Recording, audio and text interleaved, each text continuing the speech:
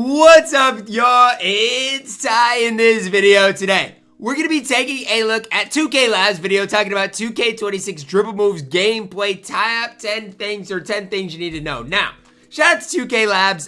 Check out their website, guys. They have a lot of good information as far as badges, as far as everything. Like, I use them quite a bit as far as good information. So let's take a look at their specific, dribbling. I don't know, it's not a tutorial, but things you need to know, because I've seen a lot of things about dribbling and how it's back. So let's take a look and see. He also does say dribbling is overwhelming here at the start of this video. But dribbling in NBA 2K26 can be overwhelming. So we compiled the most important things you should know before getting your hands on the game. In this video, I'm not gonna lie.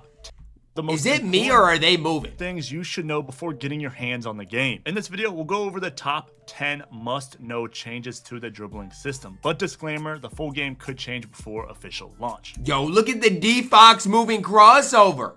Now let's go ahead and get into it. Number one, you can do escape turbo crosses back to back to back, as well as behind the backs. Yo, Steph is moving, dude. It can look very shifty and easy to perform, so the devs, knowing this, put in a system that if you do 3 back to back to back, you will lose 1 adrenaline. So try to only do 2 back to back. I mean, so you can spam, but not crazy. At max. Number 2, misdirections. They're back. You can chain them back to back. You can burst out of them towards either direction, similar to 22. And this is huge, but the controls are different. You'll want to perform an input similar to a combo moves. First, flick the right stick, then hold turbo before you flick the right stick the other way again. The first flick is what determines your animation. If the first flick is down diagonal towards away from the ball hand, then the animation will be a misdirection behind the back. Number 3, the OG momentum cross is back. And so is the momentum behind the back. The controls for the momentum are different. I feel like the momentum behind the back didn't give a crazy burst though.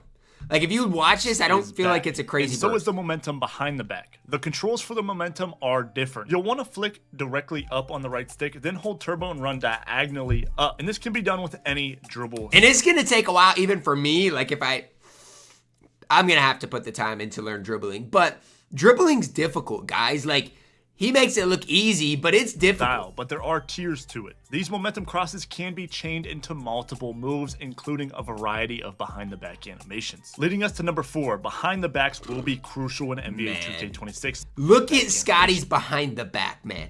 Leading us to number 4, behind-the-backs will be crucial in NBA 2K26. That is specifically OD. The moving behind the backs. Like Scottie Pippen, for example, this thing launches you and snaps you away from defenders to get to the rim. There's also variety here with behind the backs like Kobe White that has multiple good animations, and Devin Booker as well. These moves will be extremely valuable if you're looking to attack the rim or have like a drive and kick sort of playstyle. Number 5, escape moves. Specifically, the combination moves within these animation packages will be huge. What I mean by combination moves in these packages, when you hold turbo and flick left right or right left, you get 2 different combinations from your escape package. Testing these with players like Kyrie and SGA leads us to believe automatically that these packages will have huge potential and be detrimental to SGA is moving, man. 26 dribbling. And these lead into the new walk back size up combinations, which is number 6 on the list. To walk back size up, you want to hold down on the left stick and flick directly up on the right stick, and you'll get one of these walk back size up combinations. I feel like these are going to be important because I feel like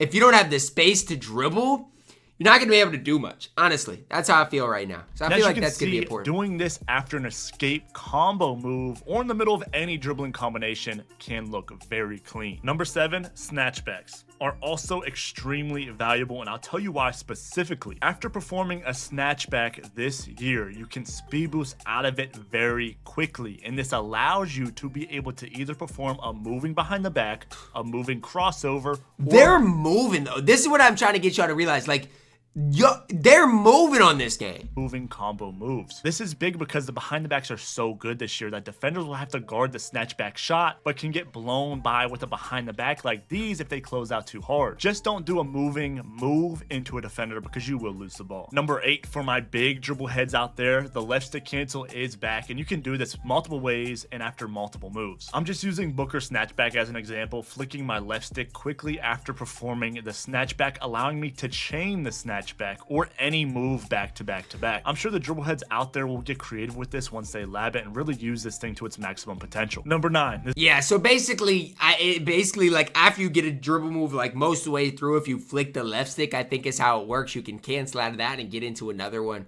Again, a lot of these are going to take incredible, time to lab them, all those types of things, but you can get crazy. This is a big one. Going back to the behind the backs and how important they are, the controls and the way you perform them have changed. Hold up, D-Book has that little, what is it, like size up thing? Carlo loves that. He's got it still. This right here. The way you perform them have changed. For instance, you don't have to perform a move before being able to do a behind the back like 25. You can just perform a behind the back on its own. No more having to do a hezzy before the behind the back this year. And the aggressive I feel like that behind the back just doesn't do a lot though. The back controls have changed as well. No more needing to do a move before doing the aggressive behind the back, and no more needing to double flick the right stick. Now it's reverted to its old controls. Simply hold turbo, flick down diagonal on the right stick. Y'all remember what year was it where this move literally ran the game? You'd get a speed boost out of it and be able to go crazy. Was that 22? Nah, that had to be what? 20? No. 20. I don't remember.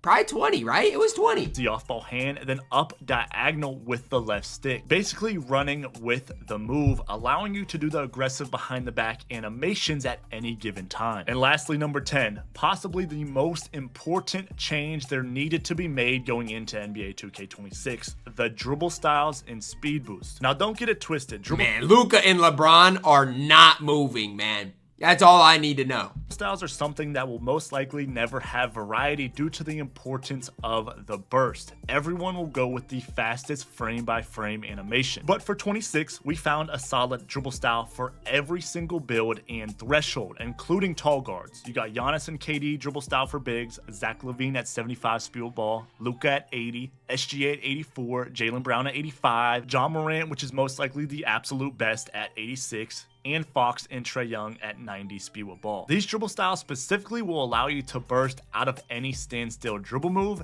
and there's at least one for I'm not gonna lie, Ja is moving every speed with ball threshold. So it won't be like 25 where if you weren't a small guard with the Darius Garland dribble style, your build was significantly slower regardless of your build's ratings. And that's our breakdown of I mean, so like taller players can still move a little bit, but like if you go and look at like Bron and Luka, I'm telling you right now, they are not moving. Needed to be made going into they're NBA slow. 2K26. The dribble styles and speed. Luka's not now, don't bad. get it twisted. Bron is. Dribble styles are something that will most.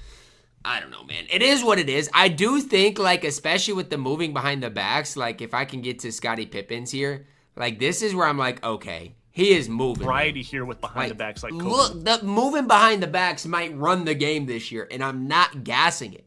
Like I remember when Magic had a business behind the back in what was that 20 or 19? It was OD, and I think it's gonna be kind of similar this year. It's gonna wrap it up for our video. Shout out to NBA 2K Lab again. I use them. Go to their website for a lot of different things if you want in-depth things, in-depth requirements, those types of things. But kind of cool to see Dribbling is back for all the dribble heads that are out there. That's gonna wrap it up for our video. Drop a like on it, guys. Subscribe if you are new, and as always, man, I love you guys. Have a blessed day.